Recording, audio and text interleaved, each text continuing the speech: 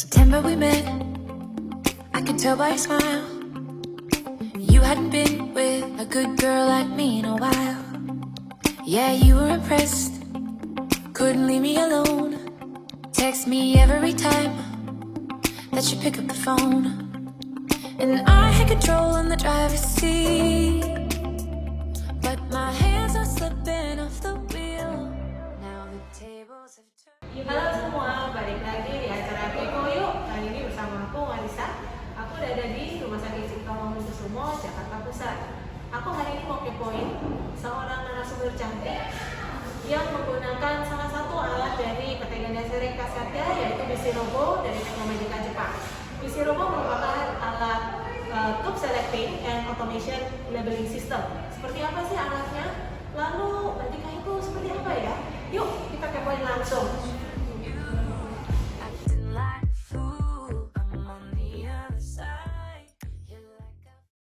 Oke guys, hari ini aku udah ditemani bersama Batika sebagai kepala ruangan outlet INC. Nah, yang buat teman-teman yang jarang nonton Kepo Yuk, selain kita kepoin nih alat apaan sih sebenarnya, kita juga kepoin narasumbernya. Jadi kita lebih kenal nih sama narasumbernya lebih jauh lagi, gitu ya. Mbak Tika langsung aja, karena Mbak Tika ini sibuk sekali, banyak acara. Langsung aja ya, aku mau nanya nih, bincang-bincang sedikit. Sejak kapan sih menggunakan alat Bisirobo ini? Alat Bisirobonya ini kita gunakan sudah sejak bulan Juli 2018. 2018? Iya, betul. Cukup lama ya ternyata Iya. ya. Kalau boleh dijelaskan secara singkat, ini alat sebetulnya alat apa sih? Alat Bisirobo ini alat yang bisa menempelkan barcode identitas pasien ke dalam tabung pemeriksaan darah, dan juga alat ini dapat memilih sendiri jenis tabung apa yang akan digunakan untuk pemeriksaan darah. Seperti itu, misalnya pasien periksa hematologi lengkap, dia akan memilih tabung warna ungu. Jika dia periksa dengan PT INR, hemostasis, dia akan memilih tabung warna biru dan sebagainya. Oh, panel di sini ada tulisan DTA, Ciprat, dan Plain gitu ya. Betul. Jadi rupanya masing-masing laci ini ada fungsinya sendiri-sendiri. Masing-masing laci ada fungsinya tersendiri. Kalau ini apa ya Mbak Tika ya di dalam sini? Di dalam sini ini isinya barcode. Barcode ini yang nantinya dicetak dengan identitasnya yang akan nempel pada tabung-tabung ini gitu. Jadi nanti barcode ini ada EDTA, kalau EDTA ya EDTA, Citra, Plain ya serum, dicetak dengan serum, dan juga bisa mengeluarkan barcode manual. Untuk pemeriksaan urin lengkap, dahak, Jadi feses. nggak harus semuanya ditempel di tabung ya Mbak Tika? Tidak semuanya. Jadi sudah disiapkan untuk satu pasien itu lengkap. Jadi dia periksanya apa sudah lengkap disiapkan oleh alat Bisirobo tersebut. Kalau boleh tahu di sini satu laci itu isinya berapa? Dalam satu rak ini sekitar 70 sampai 100 sebenarnya bisa Mbak. Cuma dari kita kadang memang kita mesti nggak terlalu banyak supaya dia tidak saat mau menempelkannya tidak ada yang nyangkut atau error nantinya. Jadi kita kira-kira sih sekitar 80, paling mentok 100, jangan lebih dari itu. Ya, oke. Mbak Tika ini kan udah lama ya kerja di bagian flebotomi ini. Boleh diceritain nggak bedanya sewaktu dulu masih semuanya manual sama setelah menggunakan automation seperti ini? Ya, kalau dulu manual tentunya di kita repot ya Mbak. Jadi artinya ketika pasien datang, selain kita harus nanya-nanya persiapan pasien, identitas pasien, kita juga harus nempelin barcode-nya satu-satu ke tabung. Belum lagi kalau pasien banyak, kitanya kurang fokus, kita bisa kelewatan nih. Misalnya pasien ada cek hematologi lengkap dan HbA1c, yang itu dua-duanya kan harus pakai tabung EDTA karena manual. Kita kelewatan, itu bahaya juga, jadi nggak bisa keperiksa kan HbA1c-nya. Kalau ada Bisirobo ini kan dia sudah bisa memilih sendiri tuh. Jadi misalnya ada pasien A, periksanya hematologi lengkap dan HbA1c, dia otomatis akan mengeluarkan 2 tabung EDTA. Tentunya lebih praktis karena kita tidak harus nempelin satu persatu. Jadi lebih cepat ya tentunya. Ya betul, lebih cepat, dan resiko tertukarnya dengan pasien lain itu kecil sekali. Apalagi kan orang kita juga Indonesia ini. namanya mirip-mirip ya. Ya betul sekali. Dwi cewek, Ya, Dwi cowok. betul. Jadi kalau udah pakai automation semuanya, kita Iya. nggak ada kejadian ketukar gitu ya Mbak Tika ya? Resikonya kecil sekali. Tadi kan sempat disebutin kalau pasien di sini tuh banyak sekali ya di outlet IRJ ini tentunya. Nah, banyaknya itu seberapa sih? Pasien di IRJ itu kunjungannya sekitar 400 sampai 500 pasien per harinya. Per hari? Ya, 400 betul, sampai 500. betul. Padahal masing-masing pasien memerlukan berapa banyak tabung? Dan satu pasiennya itu paling tidak 3 sampai 4 tabung. 3 sampai Ya, 4 tabung. pemeriksaan hematologi lengkap, hemostasis, kimia, dan 2 jam PP itu paling minimal sekali 4 tabung digunakan. Banyak banget ya? Iya. Pantesan kalau manual import, nempelin satu-satu. Iya, Pilih betul. tabungnya. Iya, betul. Luar biasa, banyak banget tuh pasien. Kalau untuk Mbak Tika selama bekerja di outlet IRJ ini, dulu manual dengan sekarang yang udah pakai automation, sempet nggak sih di masa transisi itu kagok atau wah ini alat kayaknya nggak enak juga nih dipakai, ada sempet nggak sih seperti itu? Oh iya, sempat sih awal-awal pakai itu. Jadi karena walaupun ini alatnya otomatis, tapi kan tetap ada tim yang setting ya. Dia maksudnya pasien ini kalau order dia harus siapkan apa tabungnya. Nah itu mungkin di awal-awal karena belum terlalu ngerti juga sama alat ini, beberapa itu kita kagok tabung yang disiapkan apakah sudah sesuai dengan jenis pemeriksaan seperti itu. Terus kalau misalnya ada trouble di jaringan, itu kita juga kagok bagaimana ya kalau ada jaringan alat ini berhenti, sedangkan kita harus buru-buru kan panggil pasien ya. Kagok itu pasti ada pas awal-awal pakai. Kalau disebutkan trouble jaringan gitu, berarti selama jaringannya belum beres, alat ini belum bisa berfungsi ya? Betul, Itu betul. mengganggu nggak sih Mbak Tika? Mengganggu sekali ya? Jadi kan kalau misalnya memang sih ada IT yang standby untuk membantu membetulkan ataupun tim support ya yang membantu kami, memandu kami untuk membetulkan misalnya kalau ada error-error gitu. Cuma kalau pas lagi memang jaringannya lama terkendala gitu, ya kita harus manual, mau nggak mau manual kan repot lagi gitu.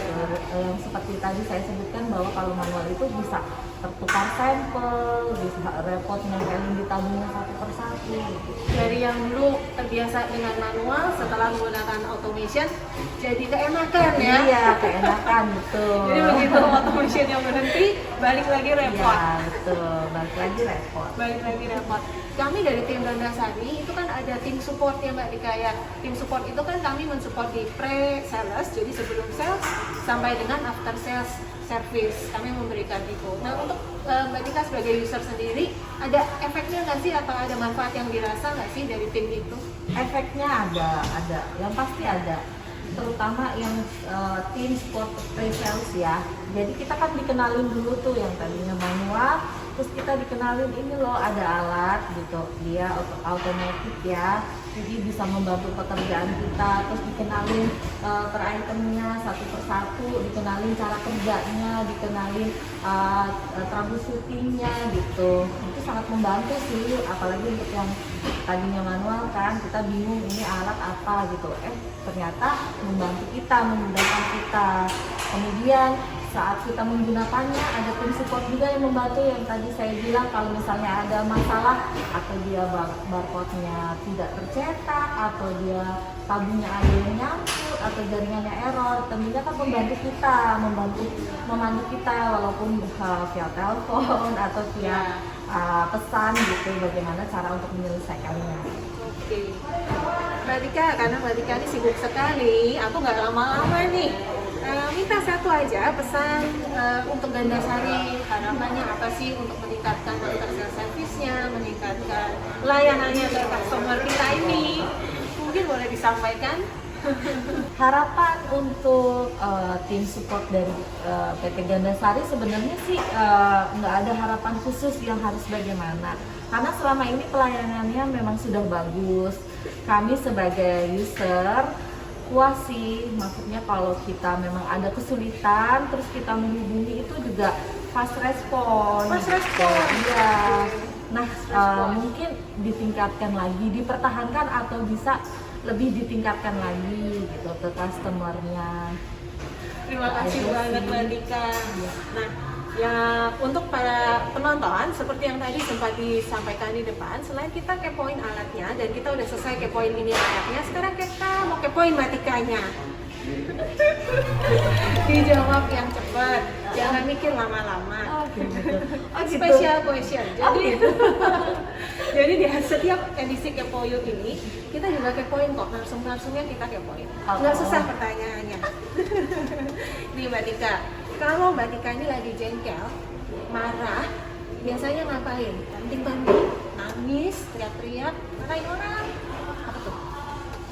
Teriak-teriak. Kayaknya teriak-teriak. Galak juga berarti ya. Iya. Tapi nggak nangis ya. Enggak. Kalau pulang ke rumah dengan kondisi udah capek sekali, hari ini cukup bete, itu paling yang dicari apa? Obatnya apa nih? Kayaknya bantal deh. Posisi bantal aku kalau sampai rumah tuh kayaknya harus senderin punggung, terus sambil buka HP, scroll Instagram, atau kalau enggak lihat drama ongoing. Oh gitu ya. Kebetulan pertanyaan berikutnya, pilih seminggu tanpa IG atau seminggu tanpa WA?